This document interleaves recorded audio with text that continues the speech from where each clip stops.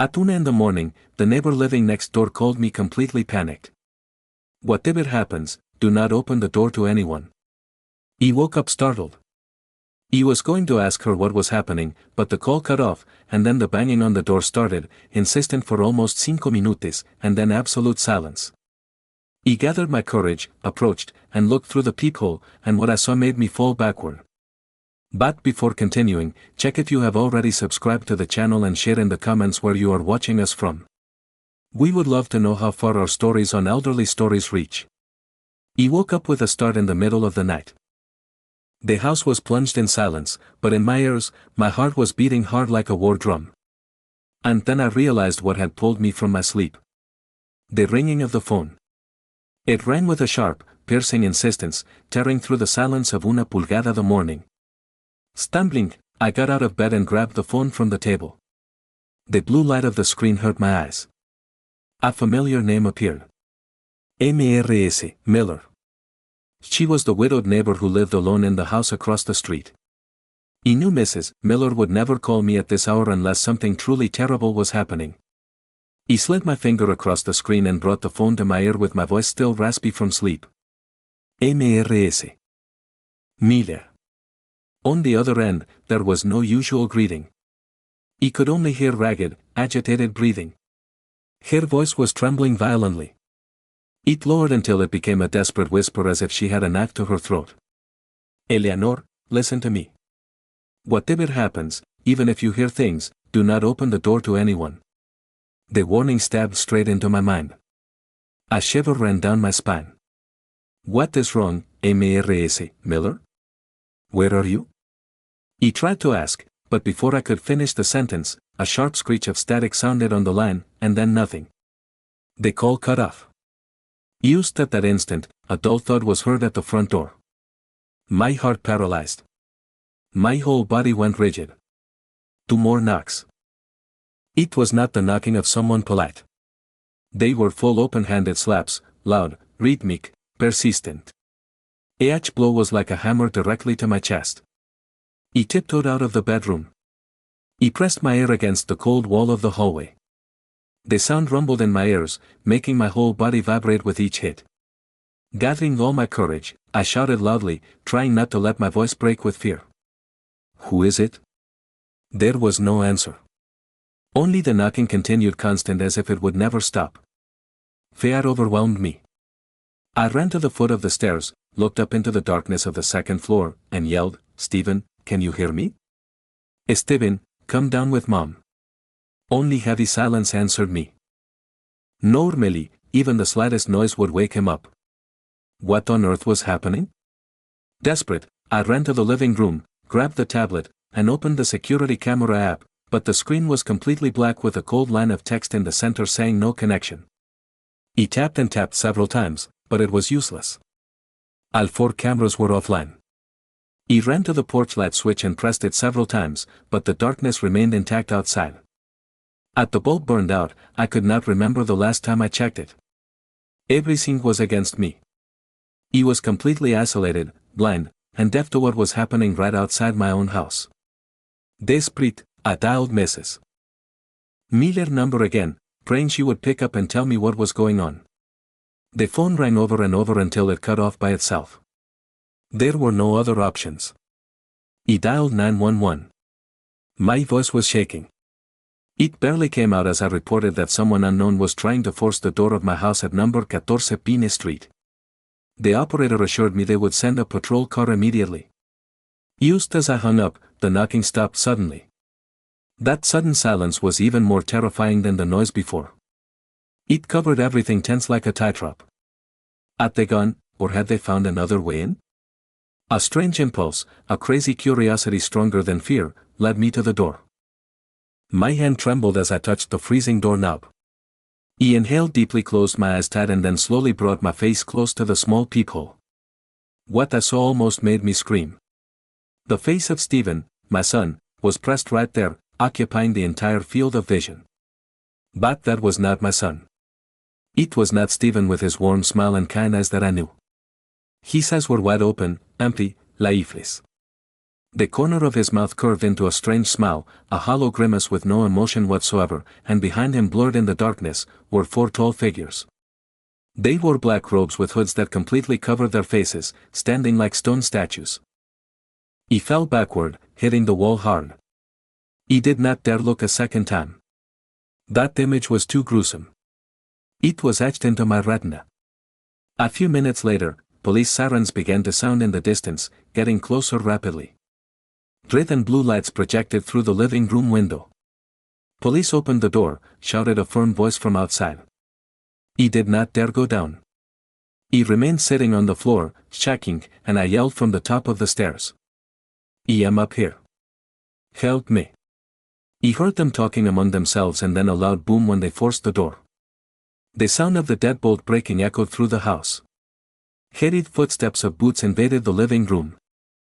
Their flashlights moved everywhere, cutting the darkness into pieces. "Ma'am, where are you?" asked a police officer. Only then did I stand up, trembling, holding onto the handrail, and went down. The front door was completely destroyed, the entrance illuminated by the flashlights, but there was no one, absolutely no one. At that moment, the door to my grandson Matthew's room opened slowly with a creak. Jennifer, my daughter-in-law, came out. She was wearing silk pajamas, rubbing her eyes with a sleepy face. "What is happening, ma'am? What is all this noise?" I tried to explain everything in the middle of the chaos, stammering about Mrs. Miller called the banging on the door, Stephen's face and the peephole and the hooded figures. The older officer, who seemed to be the chief, looked at me with pity. He turned to look at Jennifer and then looked at me again. "Ma'am," he said with a calm but distant voice, "maybe you had a nightmare. Sometimes due to fatigue and age, we have hallucinations." He stood there stunned. "Olations?" Jennifer nodded quickly. "Yes, officer. Lately, my mom has not been sleeping well." Then she turned to me, put a hand on my shoulder, and said with faint sweetness, "It is okay, ma'am. It was just a nightmare." But when I looked into her eyes, I did not see the sincere concern of a daughter-in-law. I saw something different, a look difficult to describe that appeared for an instant and vanished. It was calculation, not compassion. That night, they changed the lock for a temporary one, and left. Jennifer helped me up to my room, then went back to Matthew's room. He stayed on the living room sofa, staring at the new shiny door. He knew what I saw was real. I am not crazy. He remained motionless on the sofa until the first rays of dawn entered through the window slit. That night, sleep abandoned me completely. My whole body ached, not from age, but from stress. The first thing I did was not make coffee or wake Matthew up. He put on a sweater, slipped on my slippers, and went straight out to the street. The morning air was freezing, but I felt nothing. My only goal was the faded blue door of Mrs. Miller's house. She was the only one who knew what happened, the only hope I had left to confirm I had not gone crazy. He rang the doorbell. It sounded weak with interference. No one answered. He rang again and again. He lost patience and started banging on the door with my hand. My knocks echoed desperately in the silent alley. "Mrs. Miller, it is me, Eleanor. Open up, please." A long while passed. Just when I was about to give up, I heard the click of the latch. The door opened just a crack, enough for me to see one of her eyes and some strands of her gray, disheveled hair. That I shone with fear. She looked at me as if I were a ghost. The woman's voice was Horsero whispering through the crack in the door. "I already warned you, Eleanor. I did everything I could. Please do not drag me into this anymore." Her eyes looked behind me as if she feared someone was standing in the darkness. "They are everywhere." "Who is everywhere?" I begged, trying to put a foot in the door. "Mrs. Miller, please tell me what happened to my Stephen." But she just shook her head violently. Panic gave her the strength to push the door violently. "I know nothing. Do not look for me anymore." The door slammed in my face. I clearly heard her throw the deadbolt, followed by the metallic sound of a chain. All doors had closed for me. I stood there paralyzed in the middle of the alley, a sensation of loneliness and helplessness wrapped around me completely. I returned home with my mind in a mess.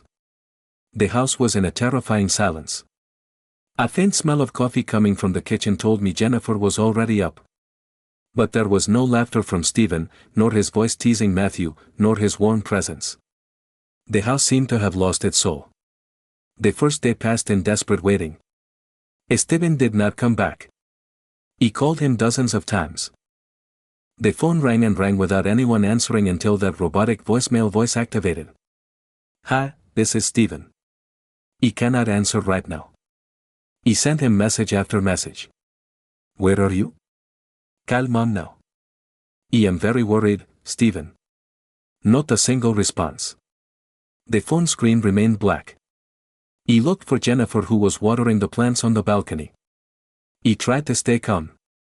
"Jennifer, do you know if Stephen went somewhere? He has not come home and he is not answering the phone." She turned around, showing a perfectly acted surprise. She took off her gardening gloves.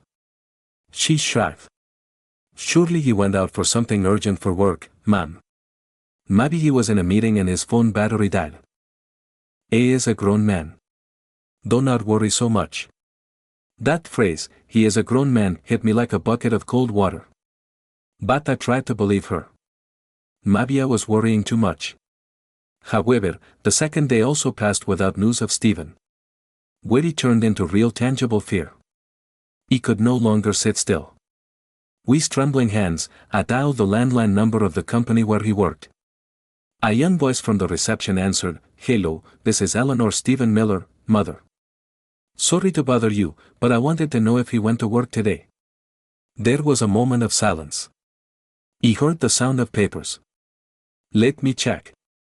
Mr. Miller called to report sick and asked for a week of leave. Ma'am, I felt as if someone squeezed my heart. A week. Stephen never got sick without telling me. He knew how much I worried. That was not my son. That night, I could not take it anymore.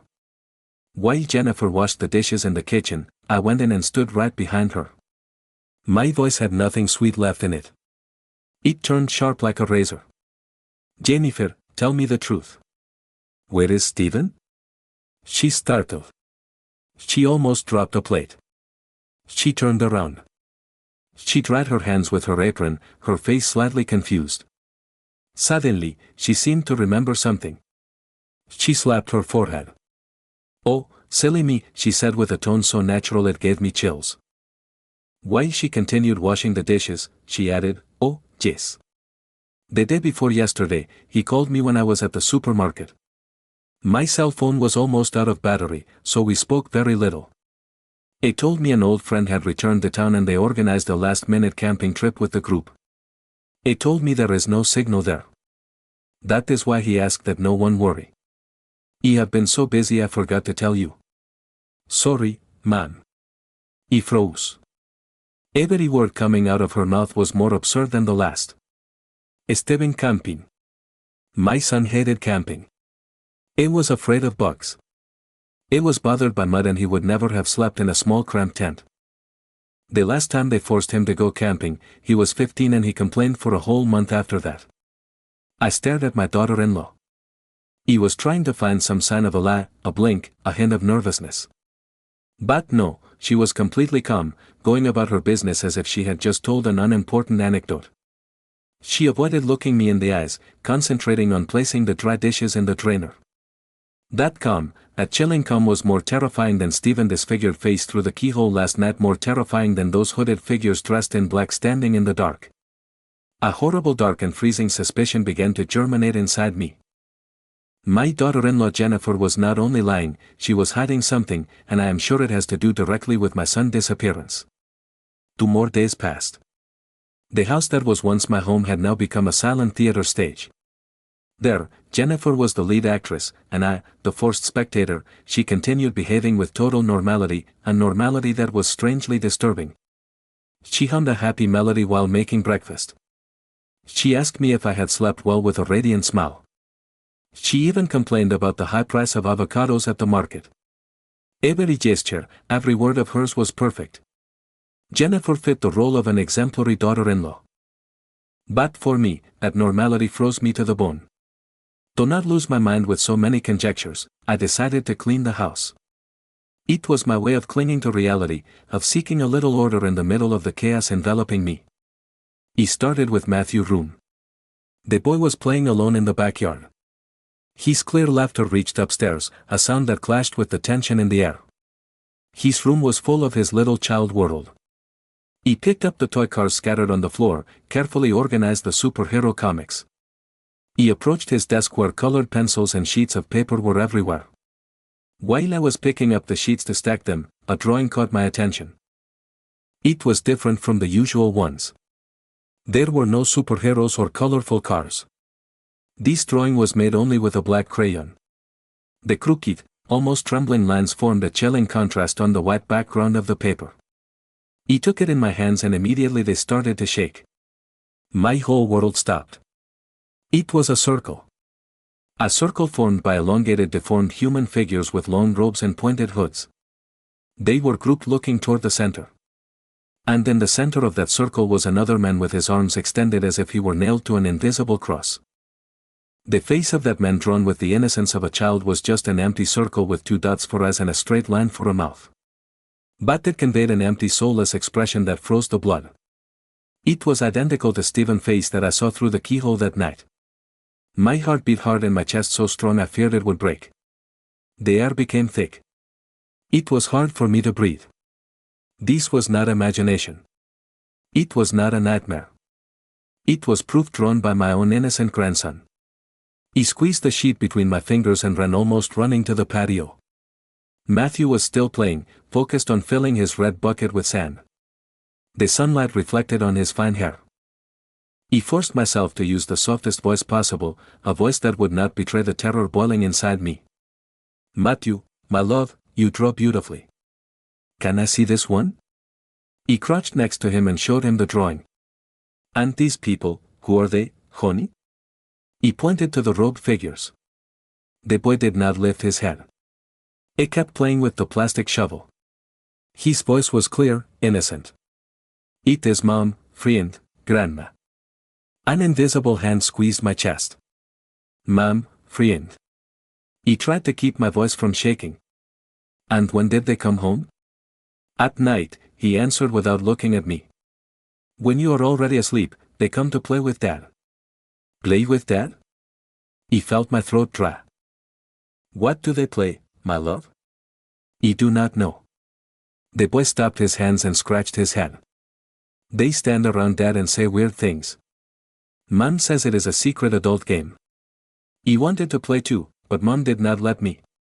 She told me not to tell Grandma. Finally, the boy looked at me. His eyes were pure without a hint of a lie. He smiled an innocent child's smile. It is our secret. Yes, Grandma.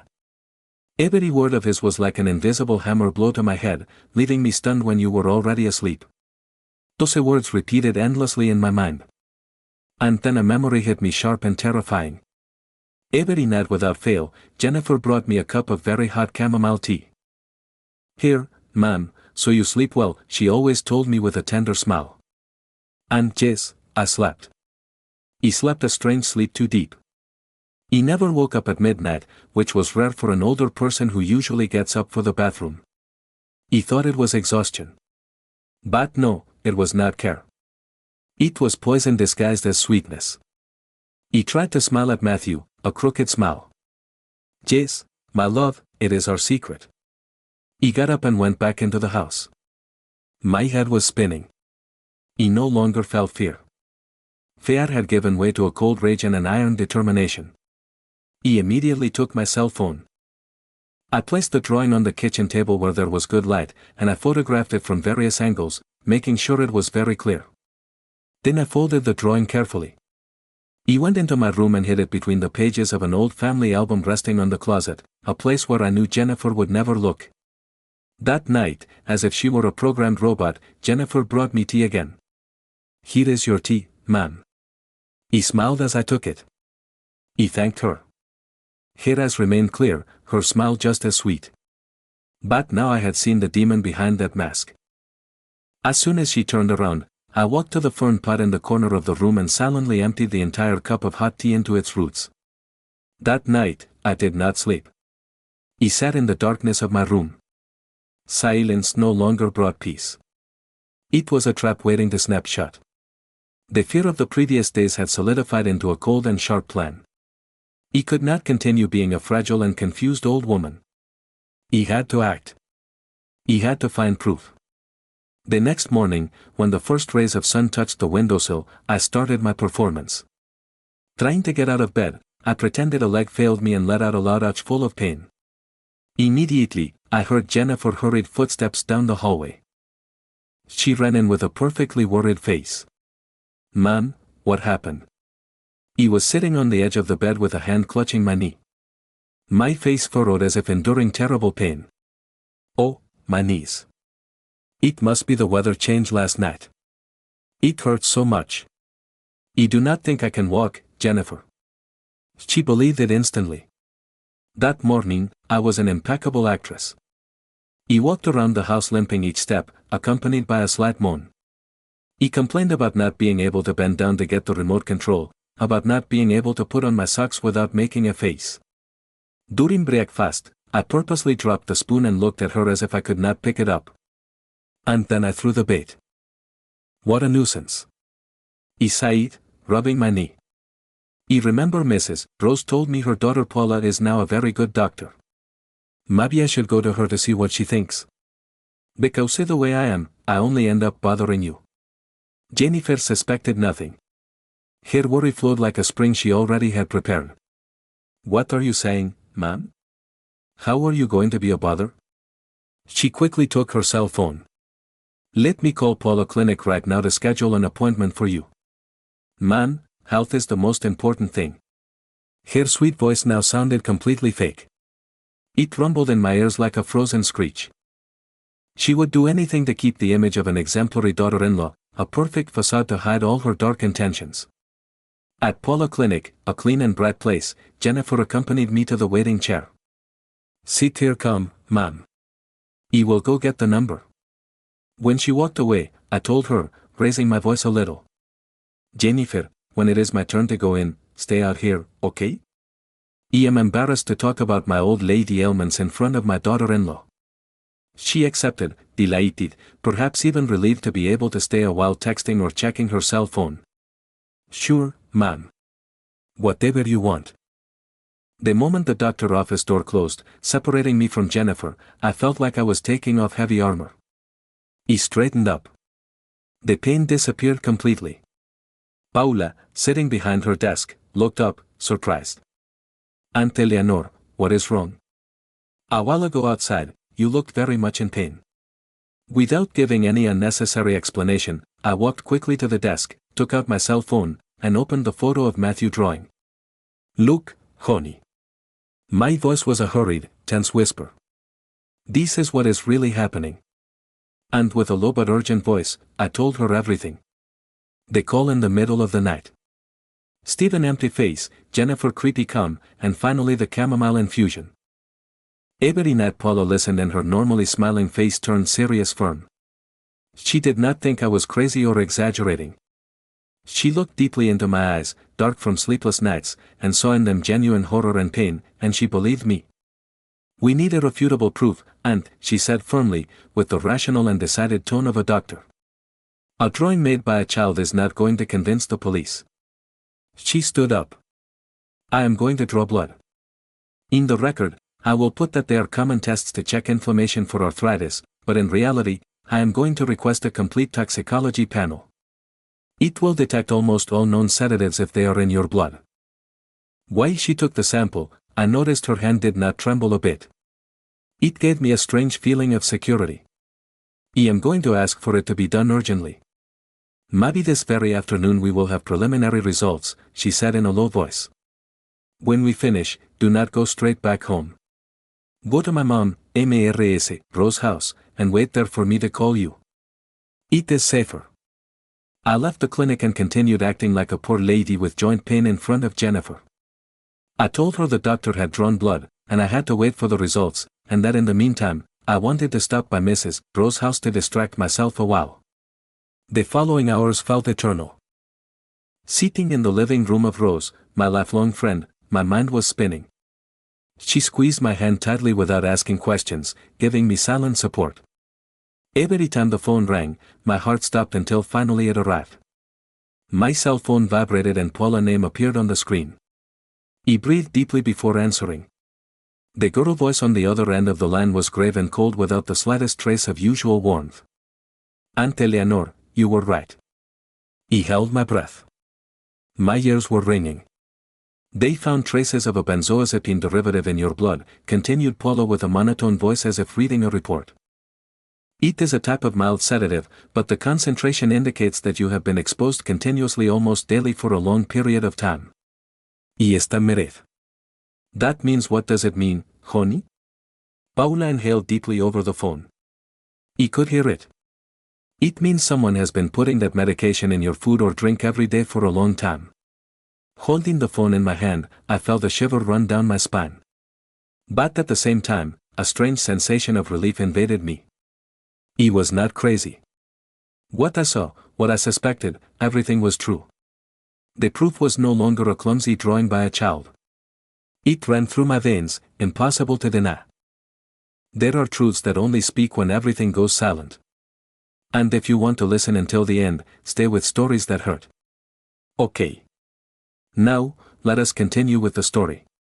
Rosie, my lifelong friend, with whom I have shared so many joys and sorrows, was still sitting in front of me, observing every minimal expression on my face with a tense face. She did not need to ask. It was enough to look at my eyes already without tears, only full of emptiness, to understand. It is true, right? Eleanor, her voice lowered in tone, loaded with weight. I could only nod my head, my throat closed, unable to utter a word. Instead of speaking trembling, I passed her the phone so she could see. The screen still showed the photo of Matthew drawing Rose, put on her reading glasses, and narrowed her eyes to look better. She slid her finger over the dolls with robes, the lifeless faces of the figures in the center.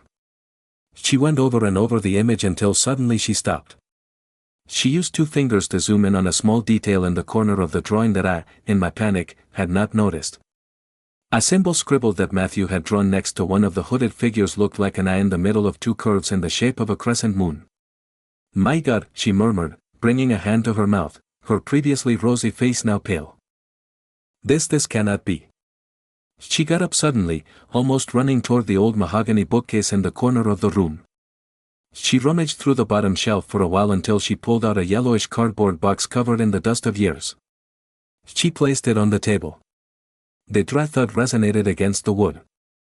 Upon opening it, inside were old folders, newspaper clippings yellowed by time. This is what Joseph kept after retiring. The cases he could never forget. She turned page after page with trembling hands. Her eyes scanned the letters, the blurry photos of the crime scenes. Finally, she stopped at a sheet where there was a stapled police sketch. It was that one, a drawing of the same symbol found at the scene of a gruesome serial murder case from many years ago, and I in the middle of 2 curves identical to the one Matthew had drawn, the shadow of blood. Rosie whispered that name, and it sounded like a curse. My husband chased them for almost 10 years before retiring. He said they were like a ghost, that they never left a trace, just a symbol, and destroyed families. Just at that moment, the house door opened. A tall man with hair already splashed with gray entered. It was Joseph Rose, husband, former police inspector. His gaze was sharp as a razor. Despite being retired, his bearing still conveyed the authority of someone who had spent his entire life facing darkness. Rosie did not need to tell him anything else. She just kept silent and showed him the photo on the cell phone along with the test results Paula had just sent to her email.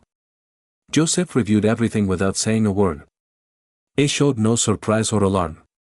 His face looked concentrated, marked by deep wrinkles of pure attention. He walked from one side of the room to the other with his hands crossed behind his back like a predator sniffing his prey. Then he stopped and turned toward me. Mrs. Eleanor, I ask you to tell me everything from the beginning to the end. Do not omit even the slightest detail. And so I did.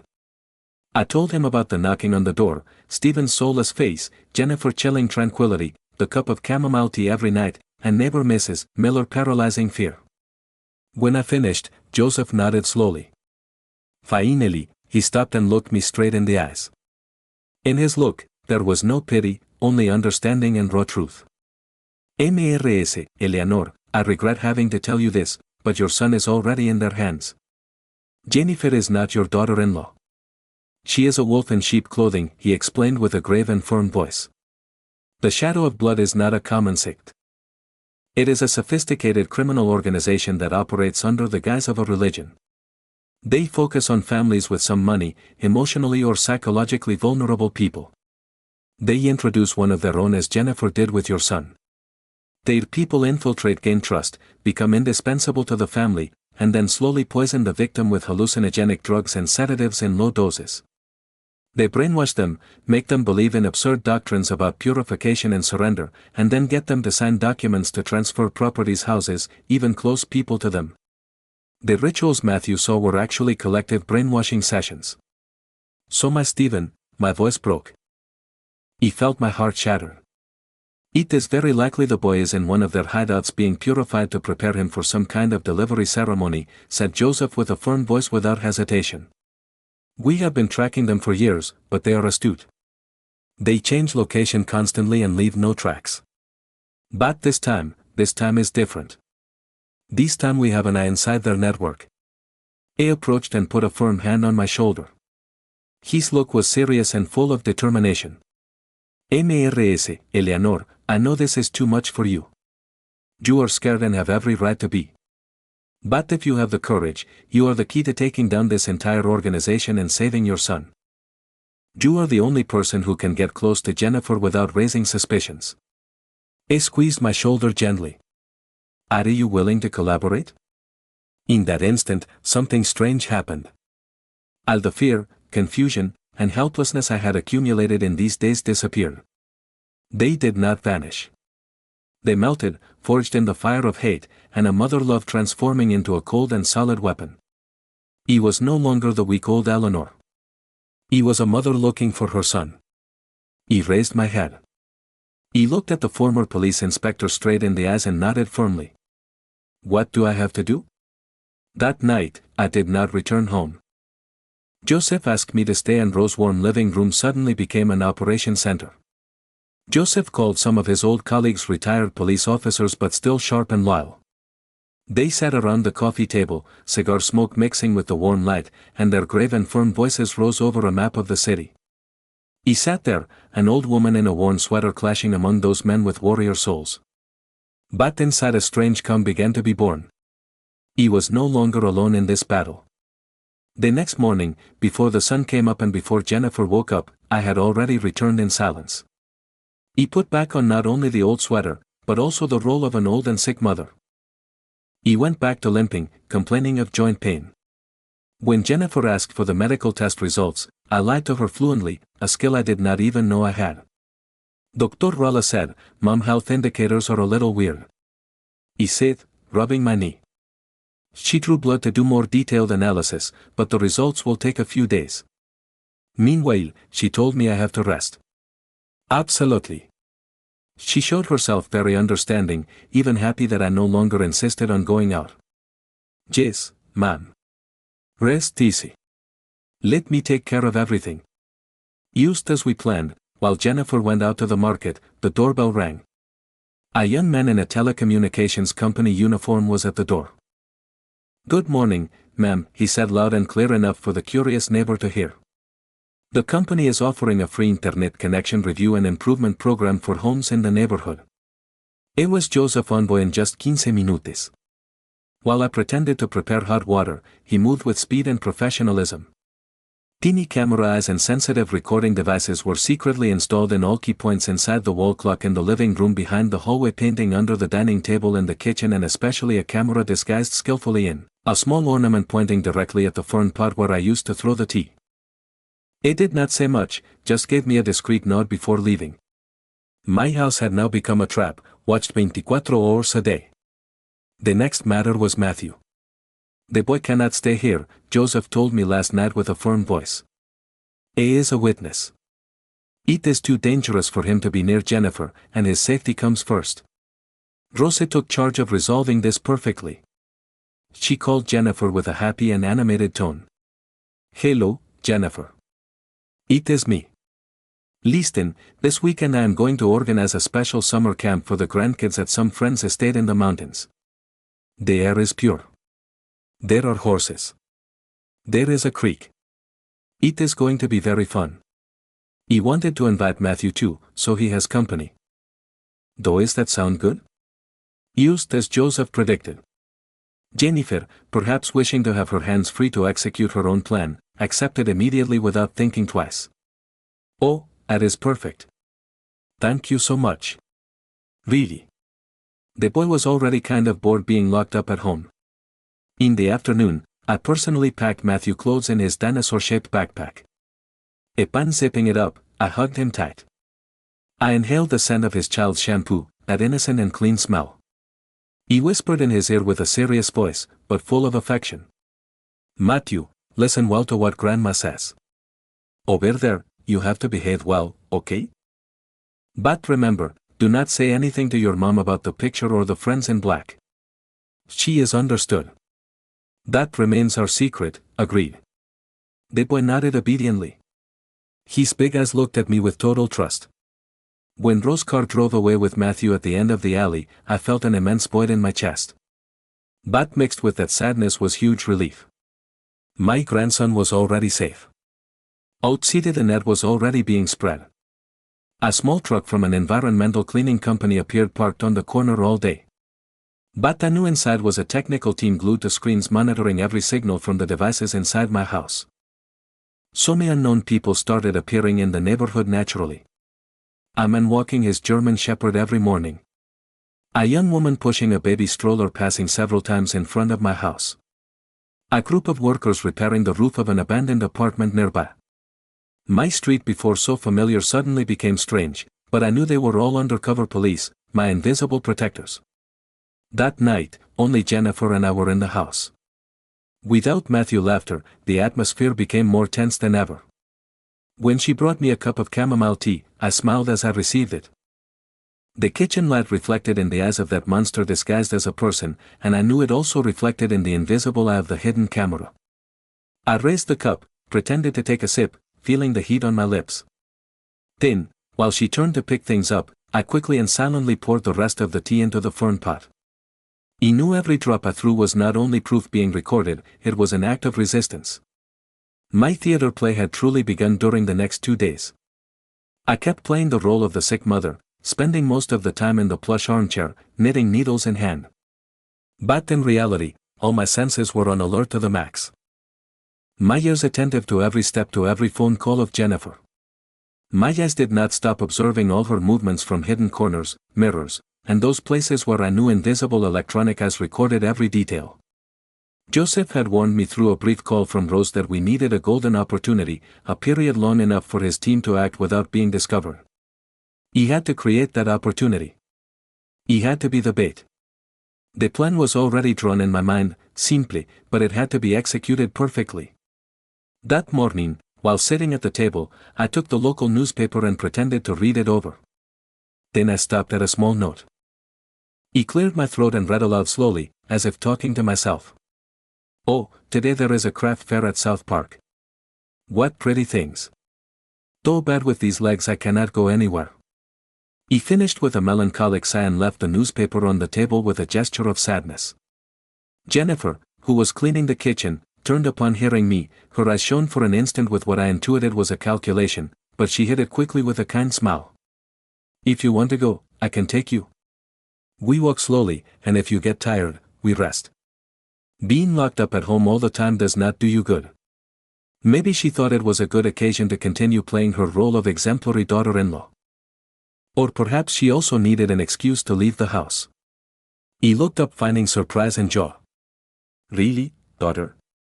Oh, it would be wonderful. I need to clear my mind a little. At the agreed time, Jennifer took me by car. When the car slowly left the quiet alley, I took a quick look at the rearview mirror. An orange garbage truck was parked at the end of the street earlier than usual. The cleaning worker next to the vehicle held a broom, but did not look at the ground. He looked up and stared straight toward our car, then he nodded slightly with his head, a gesture almost imperceptible. A shiver ran down my spine. It was the signal. The plan had begun. At the fair, I transformed into the pickiest and most curious old lady in the place. He stopped at every stall from ceramics embroidery to handmade silver jewelry. He took every object, examined it in detail. He asked about everything about its origin, about how they had made it, although I did not care at all. Jennifer started to get impatient, but she had no other option than to keep smiling and wait. After almost an hour, I insisted on sitting to rest at a small drink stand.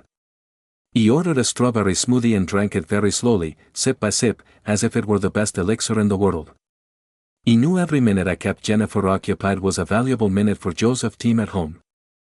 Almost 2 hours later, when Jennifer could no longer hide her nervousness, I accepted to return. On the way back, I kept silent heart beating 1,000 an hour. Had they found anything? Did everything turn out well? When we arrived, everything was as calm as when we left. There was no sign of breaking and entering. The dishes were still in the sink, the kitchen towel hanging on the edge. Joseph's team had been too professional. That night, after throwing the cup of tea in the fern pot again, I received a message from an unknown number. See you in the usual place. He waited for Jennifer to go into her room. Then I put on my coat and went out saying I needed to walk a little to stretch my legs. He took a long turn before deviating toward Rose's house. Joseph was already waiting for me in the living room. His face was tense, but in his eyes shone an expression of triumph impossible to hide. Did we find it? He said as soon as I sat down, without any greeting. He put on the table an object carefully wrapped in a police evidence bag. Through the plastic, I could see it was a small notebook with a dark brown leather cover and worn corners. It was very well hidden, explained Joseph, under a loose floorboard right under Jennifer's bed, a place only someone who sleeps in that room could know. It pointed to the notebook cover. It had a symbol engraved in it between 2 crescent moon shapes. Joseph put on gloves carefully and started turning the pages slowly. Inside were lines written by hand in red ink full of strange symbols, dates, and names. Some pages described herbal formulas and chemical substances. He shuddered, realizing perhaps there was the recipe for the substance she had given me to drink. There was also a list of hosts already offered with an estimate of their assets. They were names I did not know, families unrelated to me, but in that moment I felt a tragic connection to them. But it was the last page that left me paralyzed. Under a title written in capital letters in a macabre way. Final Purification Ritual, there was a line written in clear and neat handwriting. Offering Stephen Miller. Dime 000. Full Moon Night. Fraida, December 1st, place the ravine. My blood froze. He looked at the calendar hanging in Rose's house. Today is Wednesday. We only have 2 days. 2 days to save my son from a horrific sacrifice ritual. Where is the ravine? He asked with a trembling voice, not recognizing myself. It is an old canyon on the outskirts of the city, where there was an abandoned mine for years, answered Joseph with a firm tone. A perfect place to do shady things without anyone finding out. He looked at me with determination, but also with deep compassion. Now we have it all, the time, the place, and irrefutable proof. Her acting gave us the key to all this. He paused and then said every word like a hammer blow. It is time to lower the curtain, ma'am. On Friday night, under the full moon, the air in the house was so thick it could almost be touched. Jennifer seemed more restless than usual. She kept looking at the wall clock, twisting the edge of her blouse with her fingers, and occasionally spying out the window as if expecting something she no longer hummed while cooking. The house was unsettlingly silent. At 9, sharp as always, she brought me a cup of chamomile tea, but this time she did not leave it on the table and leave. She stayed there watching me. Drink the tea early and rest, ma'am. Today you look a little tired. Her voice had something different, a disguised urgency. He received the teacup, my old hands completely steady. He looked her straight in the eyes, trying to sketch a last smile, a smile that would end this tragic play. Thank you, daughter. He brought the cup to my lips. I pretended to take a sip, letting the familiar aroma of chamomile, that smell of betrayal, invade my nostrils. Then, while she turned around, I repeated the gesture that had already become a habit. He emptied the rest into the fern pot. This time, the smell of sedative in the air seemed stronger, but it did not make me sleepy. On the contrary, I felt more awake than ever. He went up to my room, pretended to yawn, wished her good night, and turned off the light. But I did not sleep. I sat on the bed in the dark airs, while attentive to any sound, no matter how minimal. My heart beat hard, not from fear, but from expectation. At once sharp, I heard a creak on the floor below. I narrowed my eyes and looked through the crack of the bedroom door. A silhouette moved, Jennifer, dressed in black from head to toe. She slid silently toward the front door. It opened and closed softly, almost without making noise. The snake had left her lair. As soon as I heard her car engine start and drive away, I jumped out of bed. I did not waste time changing clothes. I ran down in my flannel pajamas. I cracked the door and slipped into the freezing night air. A dark sedan with no headlights on appeared from the corner and stopped right in front of me. The back door opened. Joseph was at the wheel. His face in the gloom seemed carved in stone. Getting, MRS, Jenner. We followed Jennifer's car at a safe distance, guiding ourselves only by the red glow of her tail lights. We left the illuminated neighborhood and took the highway until suddenly she turned onto a narrow dirt road full of potholes, crossing dark and desolate fields on the outskirts. The car bumped constantly, but I felt nothing. My eyes fixed on that red dot moving away. Finally, that dot stopped. The vehicle parked in front of a deep ravine completely in the dark. The ravine. Further ahead, a path led to a set of old and dilapidated houses like an ancient haunted mining station.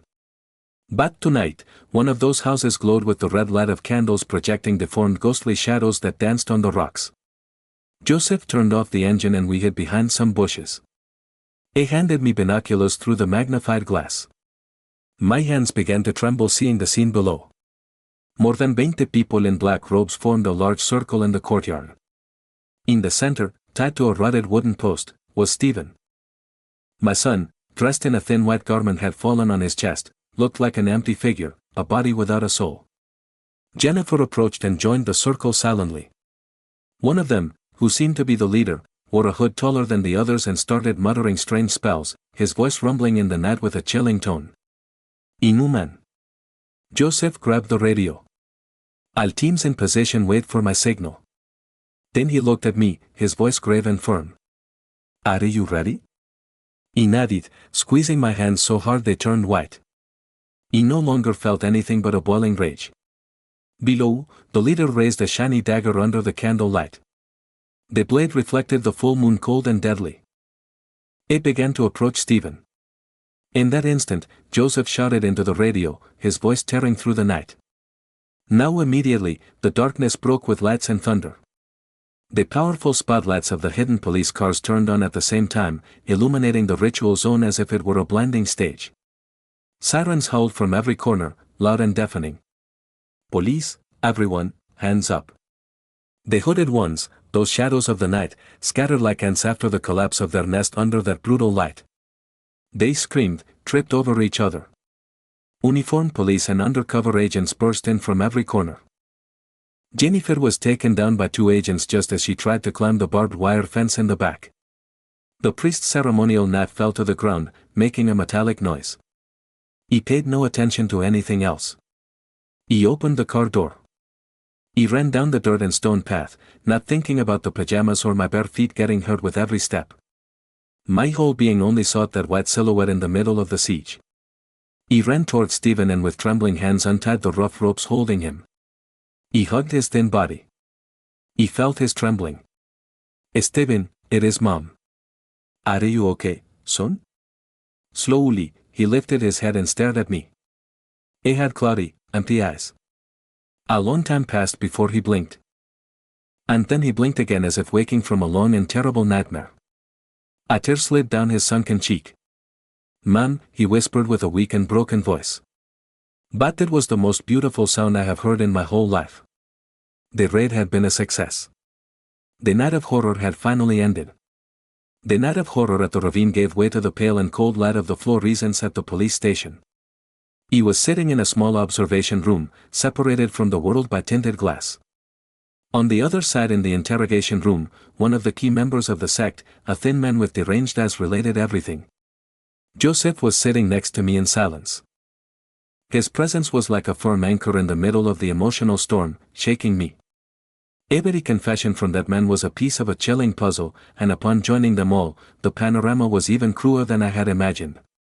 It turned out their original plan was to carry out the final purification ritual for Stephen in my own house in his room. They had already done several rehearsals on previous nights when I fell into a deep sleep because of Jennifer Tay. That was what Matthew had seen and drawn those secret adult games.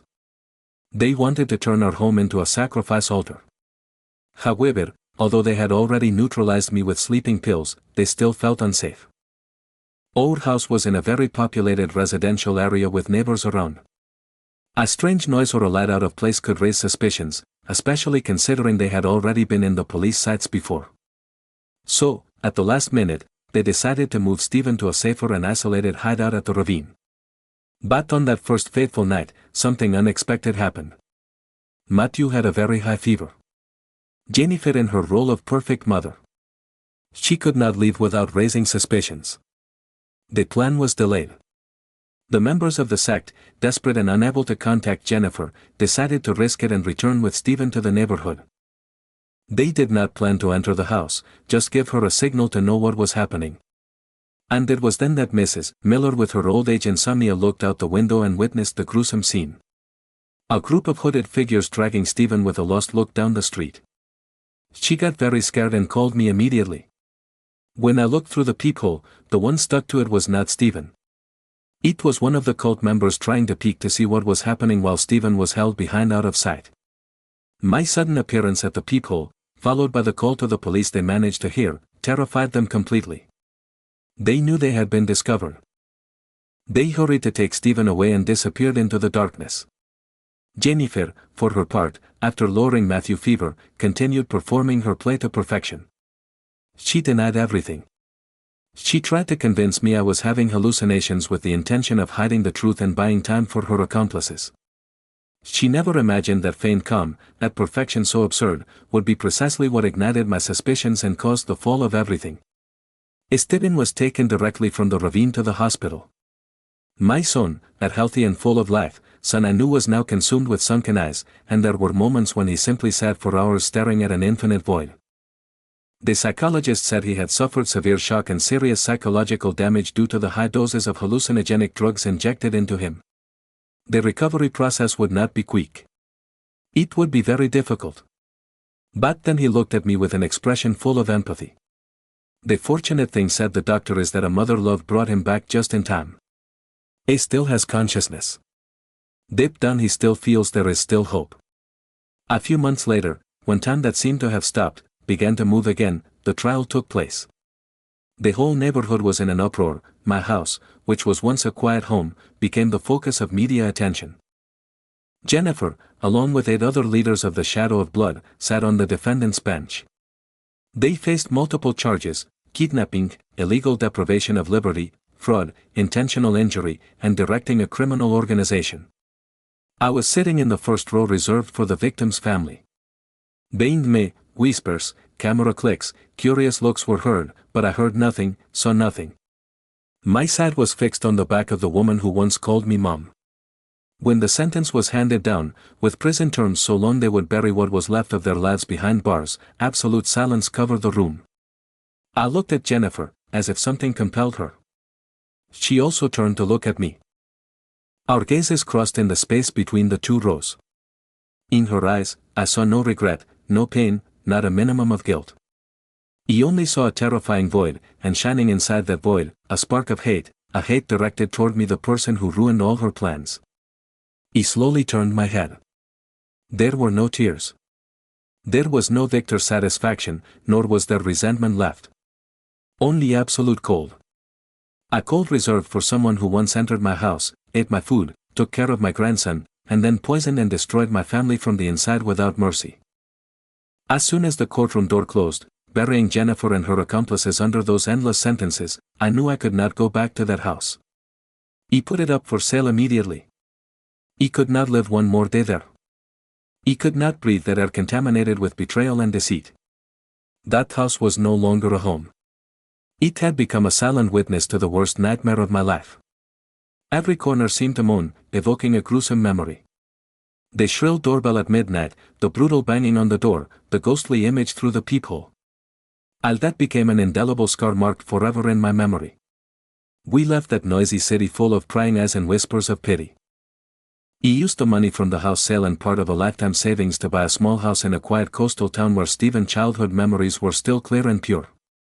It was the place where I took him on vacation when he was a child, where he saw the sea for the first time and laughed out loud when the waves licked his feet. Our new house was simple with white walls like shells, a blue tile roof like the sea, and a small wooden balcony facing directly the vast ocean. The change of environment had a miraculous effect, like a healing medicine no doctor could prescribe.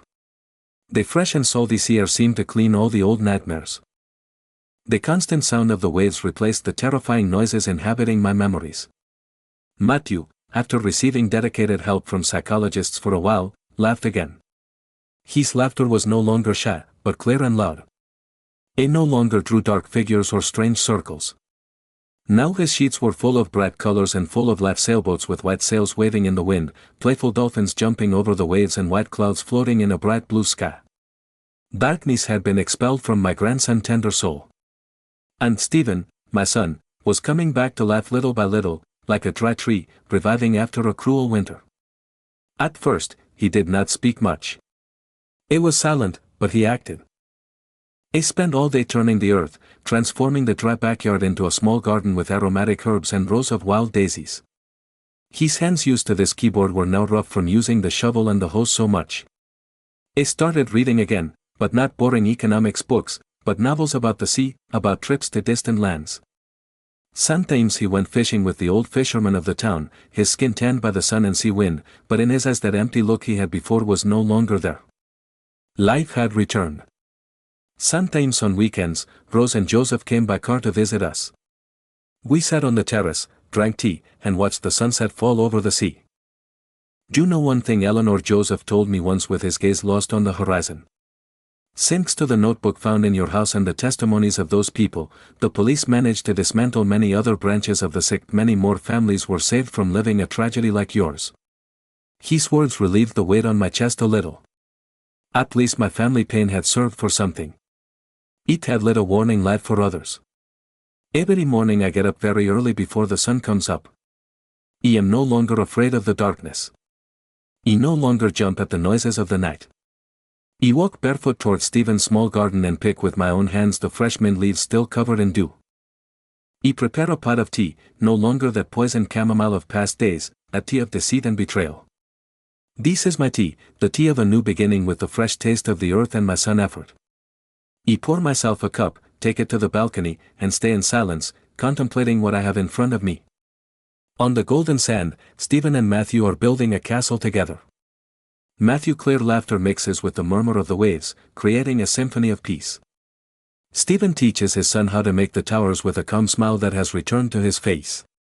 The sound of the banging on the door at 1 in the morning will forever be part of my past. A nightmare I managed to survive. That scar will never disappear completely.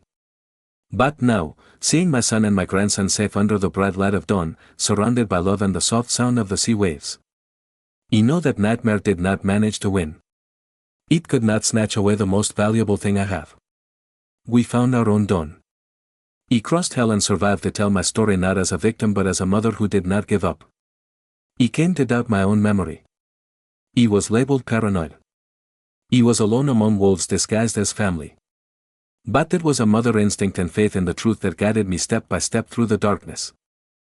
I want to speak to all those people who are enduring in silence, who are being manipulated inside their own home. Do not stop questioning. Do not allow a false peace to cloud your reason and never lose your own voice. The best villain is the one who knows how to act like the perfect good person. Trust your intuition. And if one day you feel that everything around you is too quiet, too in order, too perfect, maybe that is the moment to start listening to yourself again, because sometimes silence is the loudest voice of the truth. The names and places in this story have been modified to protect the identity of those involved. We do not share this to judge, but with the hope that someone listens and stops to reflect. How many mothers are enduring in silence inside their own home? I really wonder, if you were in my place, what would you do? Would you choose to stay silent to keep the peace, or would you dare to face everything to recover your voice? You want to know your opinion on this story from elderly stories or any suggestion you have so we can improve our content. God always blesses, and I firmly believe courage will lead us to better days. For now, on the final screen, I will leave you two of the most beloved stories of the channel. I am sure they will surprise you. Thanks for having stayed with me until this moment.